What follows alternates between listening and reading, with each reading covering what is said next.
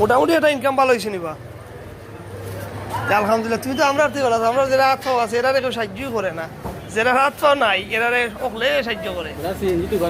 হ্যাঁ ভাই, সিএনজি দোকান নেই এটা আসানি মামা, ঢং করে তো গুছা করিও না ভাই রে। আমি তোমার ইনকামের পথেও বাধা দিলাম না, আমি জিগাইলাম আল্লাহর শুকুর আদায় করতে হয় যদি বালা চলতে পারো না নিবা।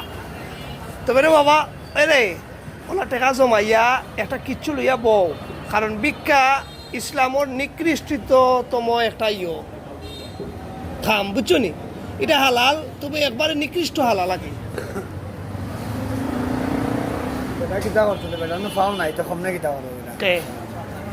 বেটার কাছ থেকে আমরা লাগান মাইনছে যে কোনো জিনিস লইয়া বইলে আরো নিব, কইব বেটার আত্মাও নাই, বেটা কর্ম করে খার কি দাও এটা একটা সম্মান পারবো, আমি বেটার ইজ্জত পারবো। ওটা কইলাম তুমি গুছা করি না রে বাবা আমার এতে টেকা এমনি ডেইলি 1-2 হাজার রুজি করে দিবা, এটা 100%। যদি ভিক্ষা করিয়া বিল্ডিং তোলা যাইতো কেউ কাম করলো না, সবই ভিক্ষা করলো না।